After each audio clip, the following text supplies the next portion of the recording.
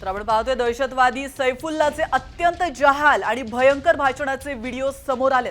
मोदींना उद्देशून सैफुल्लानं थेट चॅलेंज स्वीकारतो असं म्हणत धमक्या दिल्या। आता काश्मीरात गोळ्यांचा वर्षाव होईल, मुर्दे पडतील, दाव्यानं सांगतो 1 वर्षात काश्मीरचे चित्र पूर्णपणे बदलेल। काश्मीर आपलं असेल असंही तो म्हणालाय।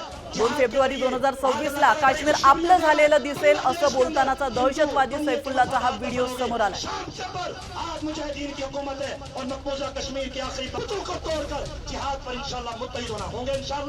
मोदी बंद अदालत के अंदर तूने ये किया, कागज तेरा था, जज तेरा था, मैदान मुजाहिद का है, जरा करके देख। इंशाअल्लाह गोलियों की बुछार से हम तुम्हारी गर्दनों को भी काटेंगे और शहादा की कुर्बानियों की लाज रखेंगे। 5वां साल है, जाओ तहकीक कर लो जाकर।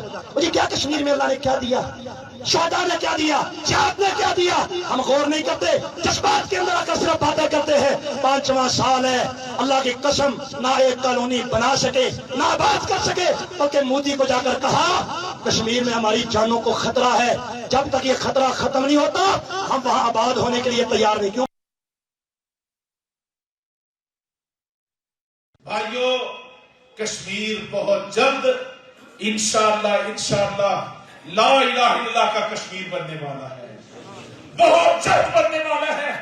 मैं मिंबर रसूल पे बात कह रहा हूं, मैं अला वजह बसीरा ये बात अर्ज कर रहा हूं।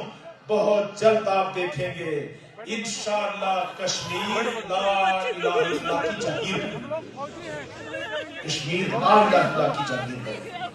मैं आपको अपने रब पर एतमाद करते हुए ये बात कहता हूं, जब 2 फरवरी 2026 आएगा, अगला साल आएगा, अगला रमजान आएगा, मेरे चकदरा के भाइयों, मालाकंड के साथियों, यकीन से कहता हूं 1 साल बाद आपको कश्मीर में भी नक्शे धारे बदले हुए अल्लाह तबारक तआला हमें अपना मुजाहिदाना सिपाहियाना बेबाकाना किरदार अदा करने की तौफीक अता फरमाए और खड़े होने की तौफीक अता फरमाए। तर आपण पाहतोय काश्मीरच्या पहलगाम मध्ये झालेल्या दहशतवादी हल्ल्याचा मास्टरमाइंड हा सैफुल्ला खालिद असल्याचं समोर आलंय। सैफुल्ला खालिद लष्कर-ए-तैयबाचा उपप्रमुख आहे।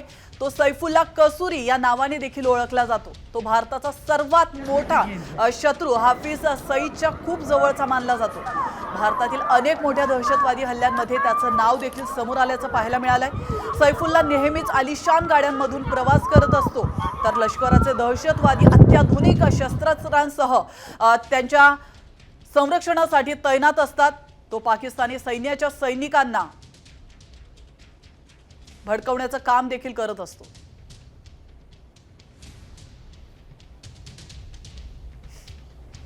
तर आपण पाहतोय सैफुल्ला खालिद लष्कर-ए-तैयबाचा उपप्रमुख आहे। मास्टरमाइंड सैफुल्ला नेमका कोण आहे आपण पाहतोय। सैफुल्ला कसूरी नावाने देखील ओळखला जातो। सैफुल्ला खालिद आलिशान गाड्यांचा शौकीन आहे। भारताचा सर्वात मोठा शत्रू हाफिज सईदच्या जवळचा तो मानला जातो। लष्कराचे दहशतवादी त्याच्या संरक्षणासाठी तैनात असतात। ओए था कोई दिसता जहांगीर तो क्या